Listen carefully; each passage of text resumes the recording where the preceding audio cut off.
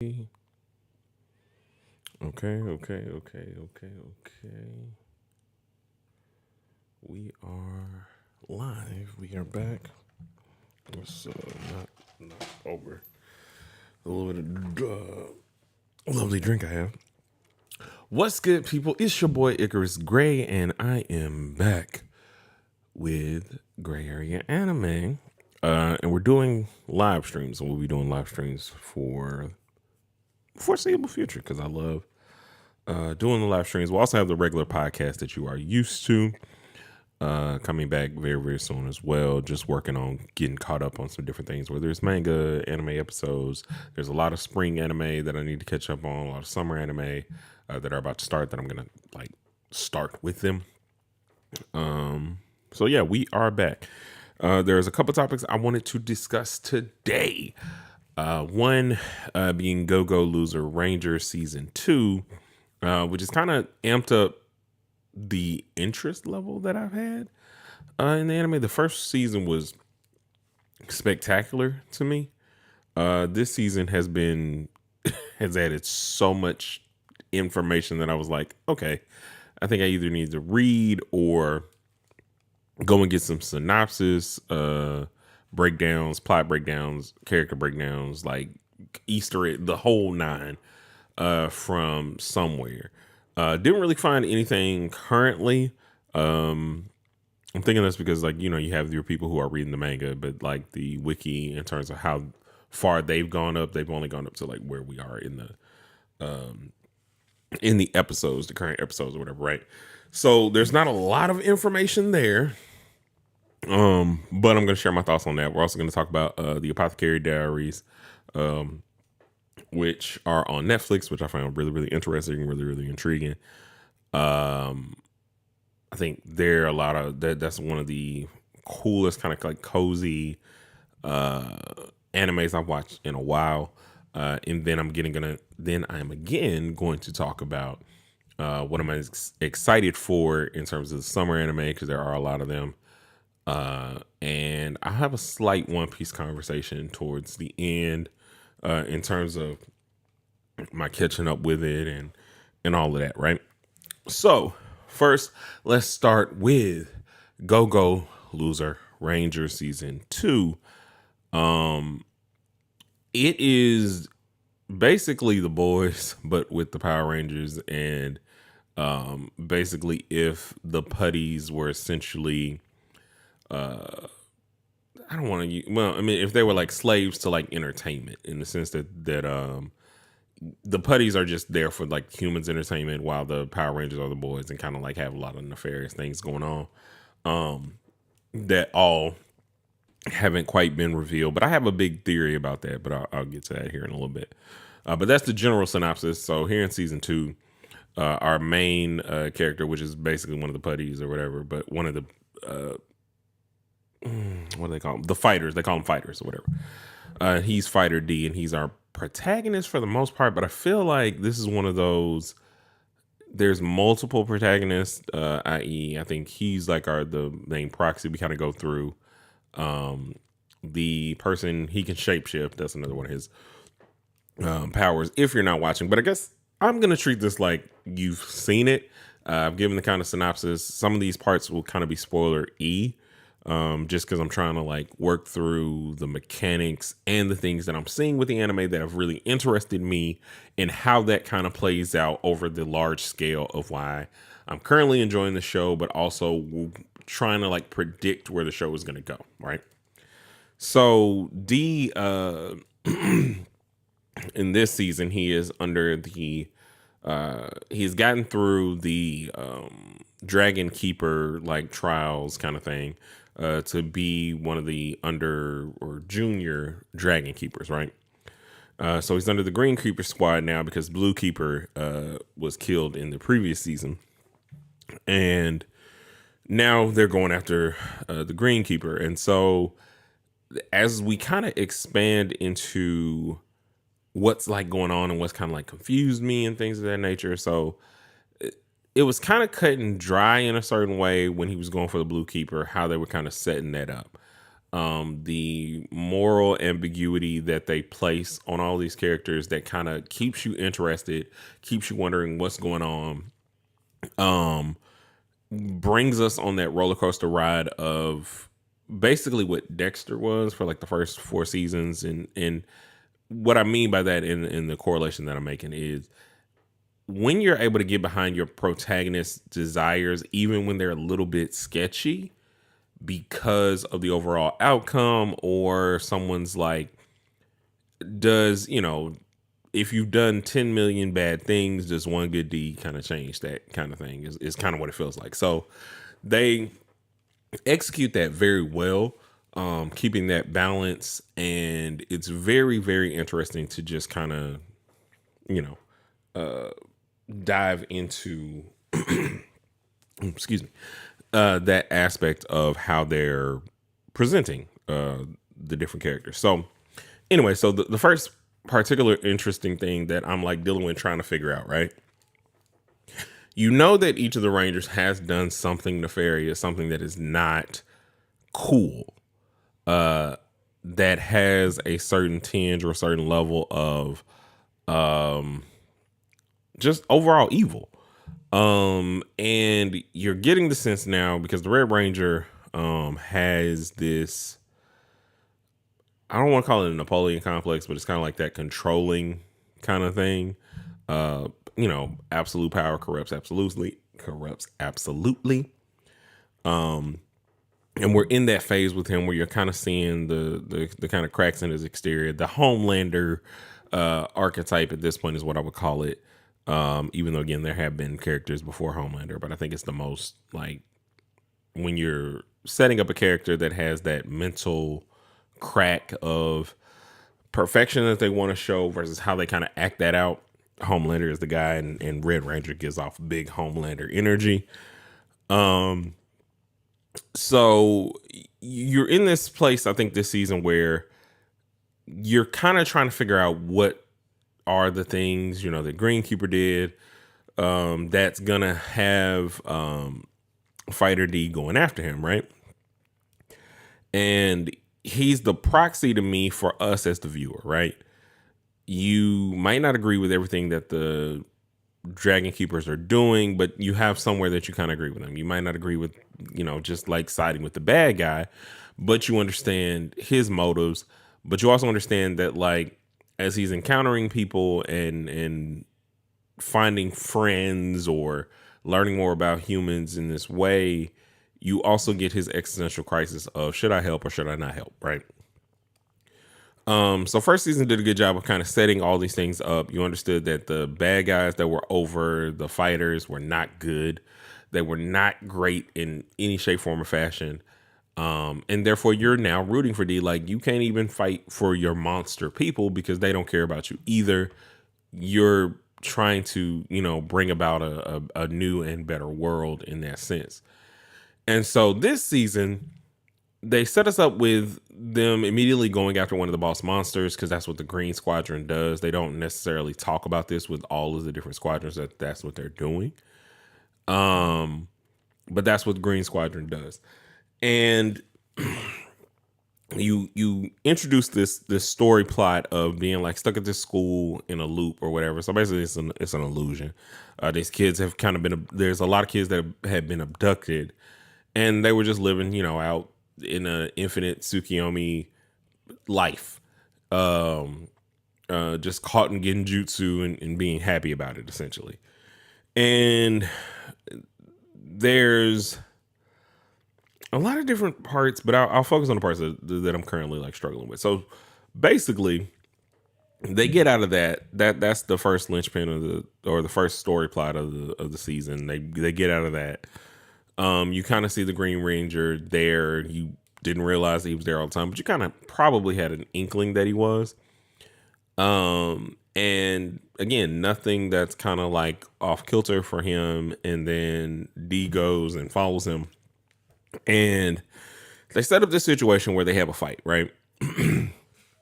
And he goes with Yumiko, who's the like Yellow Ranger lieutenant who is basically trying to get rid of all of them.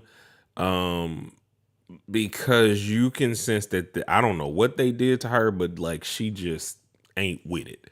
And I continuously say that that's going to be the determining factor for me as to whether or not this is a great series, a bad series, just trying to be, horrible for horrible's sake, is finding out her motivations and her reasons for supporting D and wanting to get all of the dragon artifacts and do whatever it is that she's doing.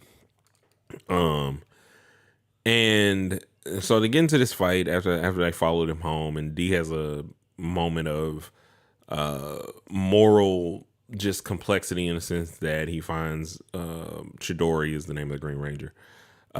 He goes to this house. He has what seemingly seems like a wife and a daughter, but I know to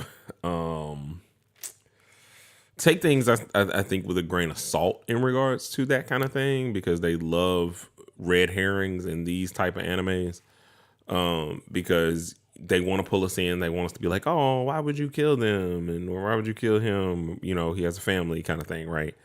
And then the rug gets pulled out from you. It was an illusion the whole time, or he's abusing them, i.e. Dexter season 4. If you haven't watched that, I'd say just watch Dexter up to season 4. And while they're fighting, he's kind of questioning D, because he was smart enough to know what D was doing, right? And then he's kind of like, well, are you having, sympathy for your enemy in this moment kind of thing? And to kind of like figure out like, okay, he's asking him these questions. He doesn't kill him. They kind of just stop and go back to work. And he's acting like, nothing has happened. And there's all of these, or here are the questions here. Like I said, what is D's other side? What is his dark passenger? What is his alter ego? Oh, excuse me, guys. What is the thing that he is like hiding and doing that makes him somebody who needs to be taken out? Then the secondary question is, what is D gonna do in terms of his own character development as he grows? I wouldn't say more human, but essentially, yeah, more human. What are his decisions going to be? How is he going to grow as a character? Because currently, right now, I mean, he's smart and dumb as rocks at the same time, which makes for some interesting things. Because again, he acts like a putty, and if you've ever seen the Power Rangers in terms of like how they act, and it's just like this silly, comical kind of thing. That's how he acts. They're introducing a lot of different characters. There's like a whole humane society for protecting monsters. And that comes along with one of the people that he was in Dragon Keeper training with, being like the daughter of the head of that whole society. That's a question of like, what is the real fight?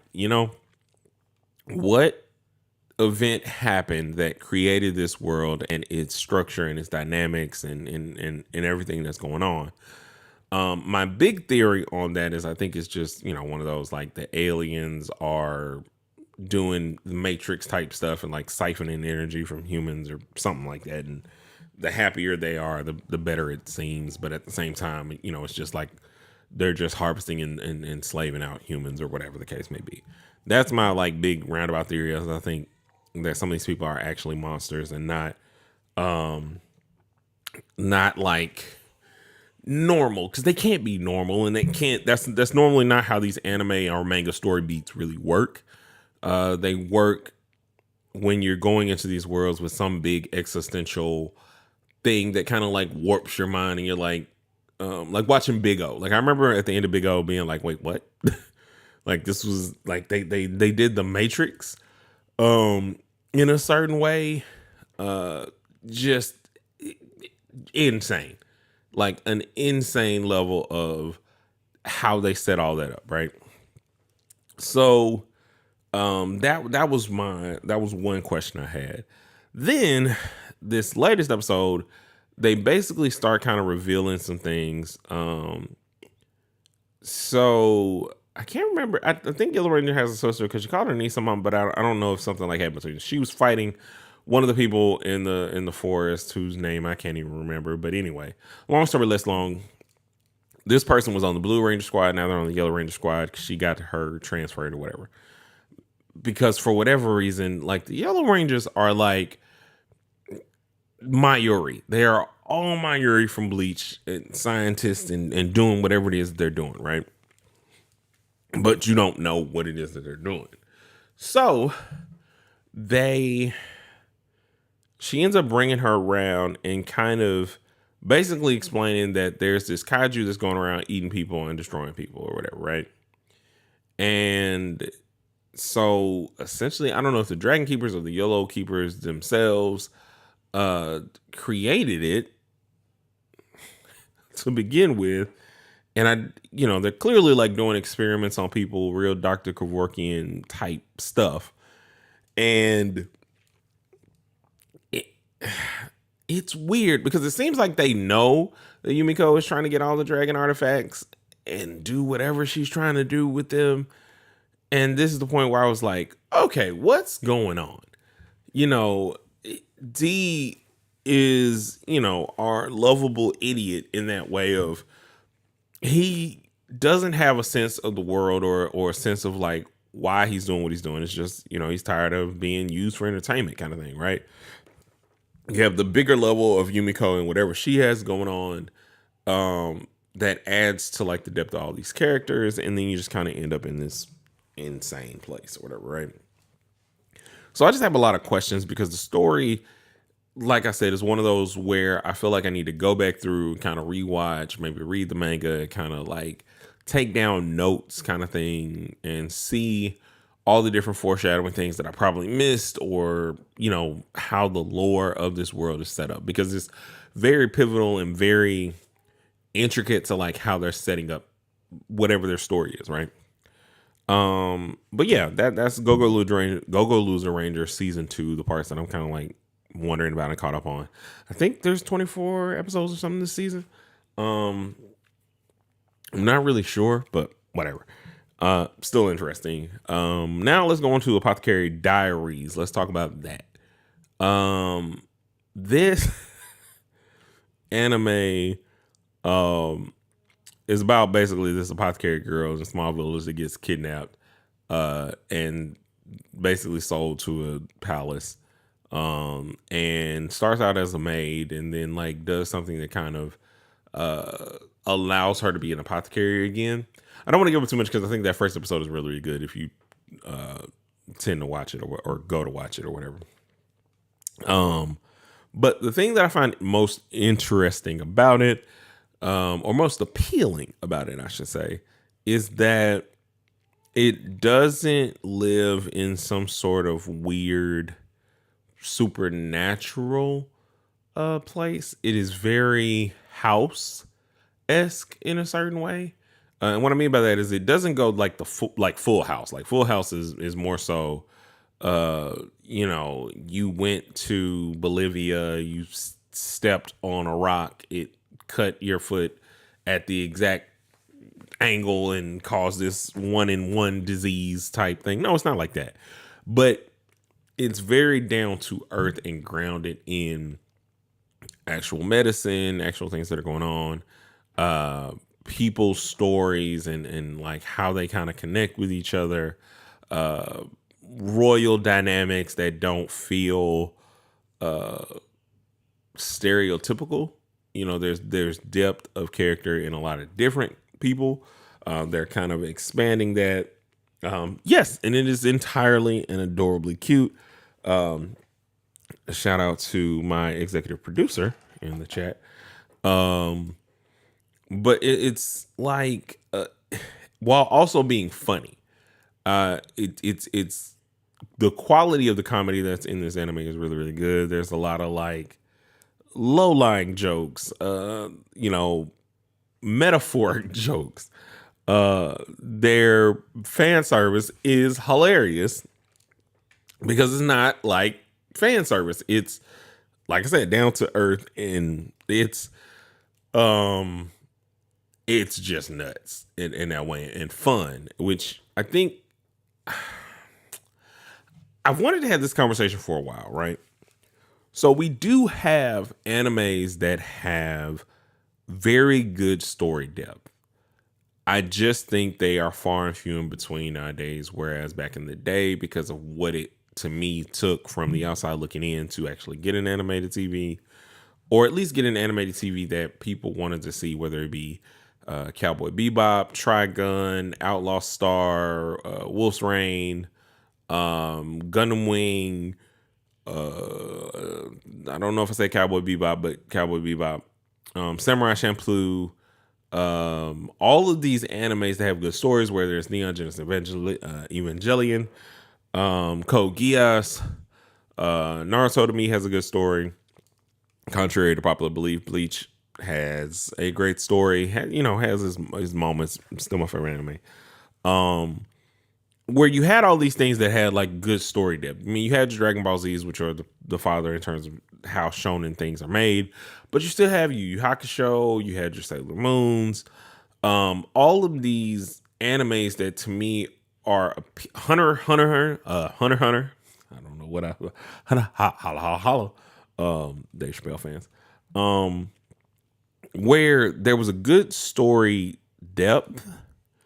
Whereas nowadays I feel like there's a lot of animes that kind of just fall flat. Y'all know how I feel about Jobless Reincarnation, and if you don't know how I feel about it, it sucks to me because the main protagonist is a deplorable degenerate. I ain't gonna say degenerate because most times that you think of degenerate, you think like school bullies or yakuza or something like that. No, he's just a disgusting human being to me. And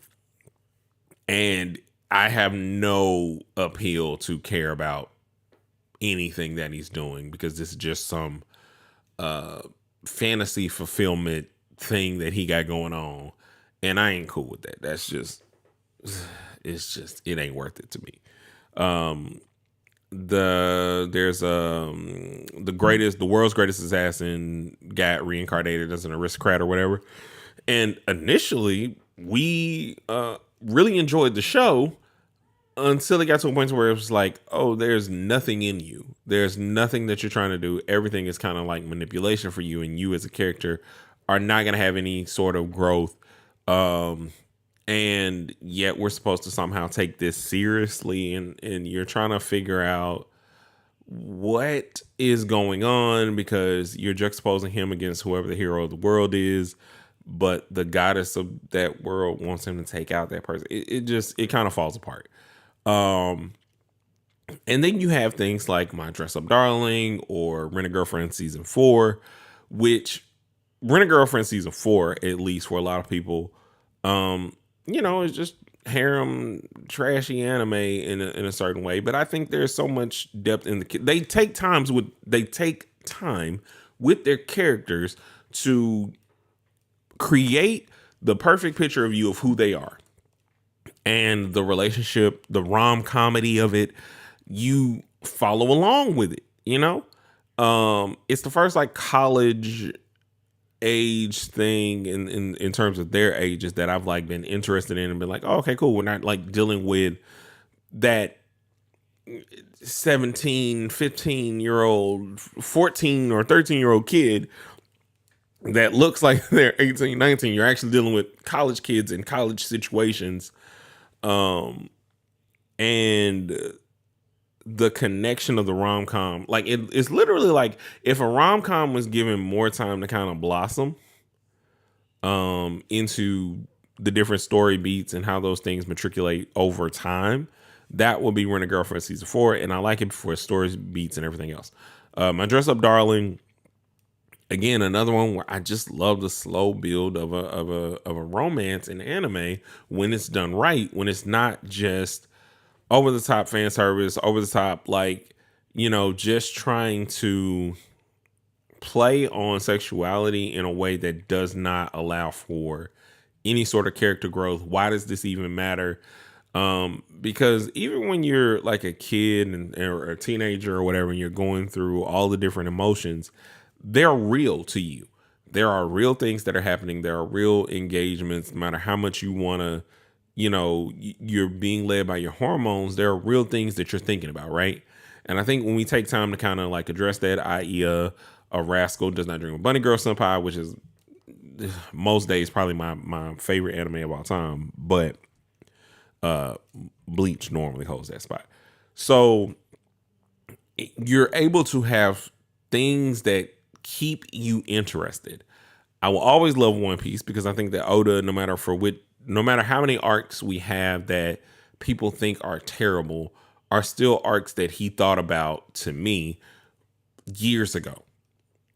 Like, and built stuff up, and there are all these different connecting plot points that are reappearing and showing themselves to be really good story development, story stuff that you can go back and see that he was thinking about, that he had constructed, that he had put into place, whether it's Vegapunk, all of these different people that he started introducing, Doflamingo, the Celestial Dragons, Bonnie's character, I that okay. Bonnie, in a sense, I think Oda had one of those moments where I feel like you put yourself in a hole because you just been out here. Like, that's one of those, like, okay, she's like 12 or however old Bonnie actually is, and you're like, come on, man. Like, what are you doing? Why was that the story beat? Like, it's still endearing in terms of her story beat with Kuma and everything else, but it's like, come on. There are ways you could have done that. But nonetheless, I love the story of it. Bleach, in the Thousand Year Blood War arc, is doing a lot in the anime to kind of correct a lot of the story beats that were missing from the manga, and it's building itself back up into the great story that it is, with tantalizing lore and world building that is necessary for the popularity and everything else. I know there's a lot of people who didn't necessarily like how JJK ended. I know there's a lot of people who didn't like how My Hero Academia ended. And I think a lot of that has to do with what happens with popularity, right?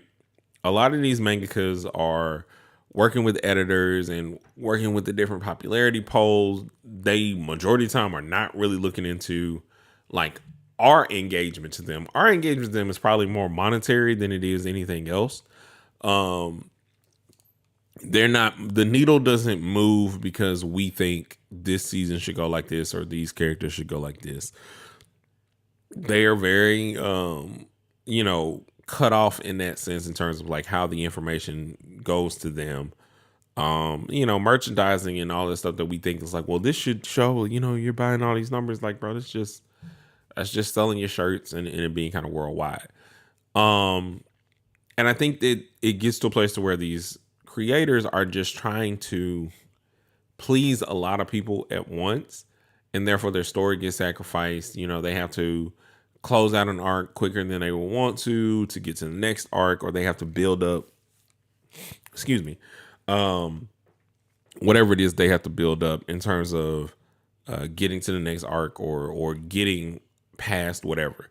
I remember during Whole Cake Island, that was a big thing with how that kind of ended. It was supposed to be the year of Sanji. It just seemed like it was kind of like it wasn't.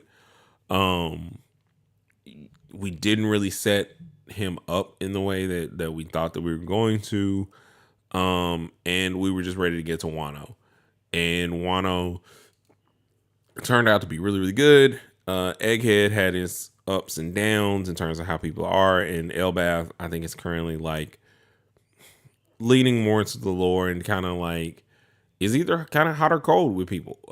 I think people are just getting really, really excited for the shortened anime with all the best visuals that like will cut out a lot of story beats that are not necessary. And so overall, we're just really excited about those story beats, right?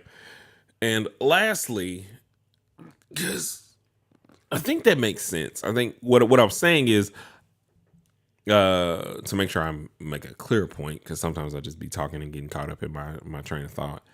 Um, I think that it is much harder to have quality story beats in anime and manga today, given what popularity does to those animes. You get super popular, you're in a different lane, you're not really creating your story. You have to create things a different way. So maybe you have to create certain arcs, or animation teams have to work so quickly to get these things out to you, as well as the fact that, ooh, hold on.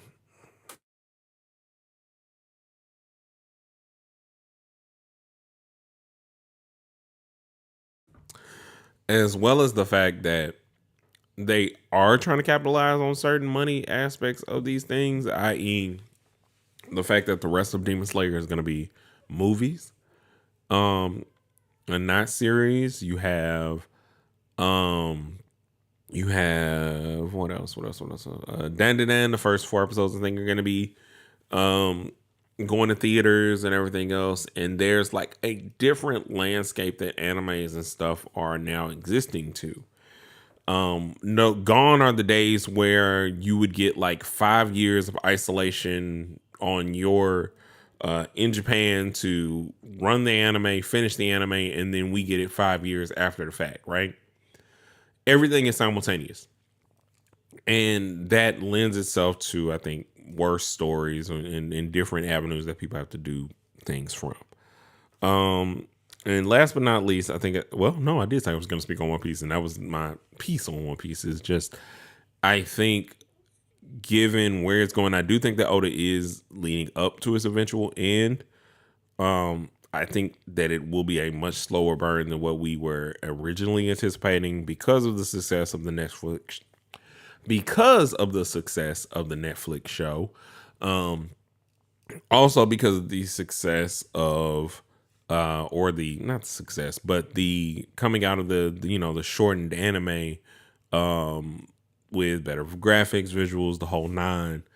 Like, I just think there is a lot more time with it. I'm still excited about it. I'm excited about, things like Kaiju number 8.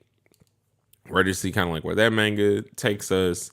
Because it feels like we're in the last fight. And that series is kind of drawn to its end.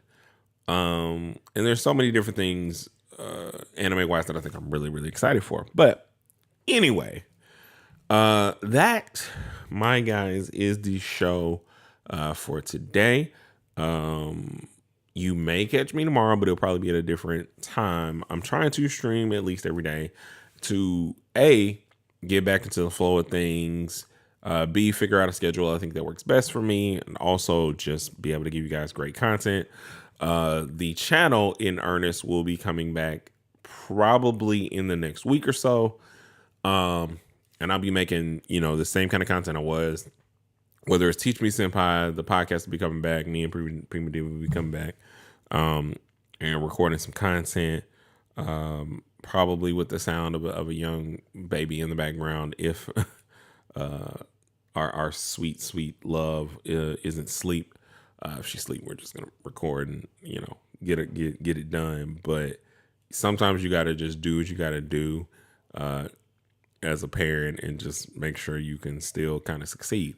But overall, I'm glad to be back. I kind of want to know, not even kind of, I really want to know what all of you think down in the comments. So make sure you leave what you're liking, what you're watching, how you feel about the current state of anime, where you think it's going to go in the next couple of years. Do you feel as invested in the story and characters? Are you liking some of the newer animes? All of that, leave it down there. Make sure you hit the like, and we'll see you in the next live. This has been Icarus Gray. This is Gray Area Anime, and a 1 and a 2.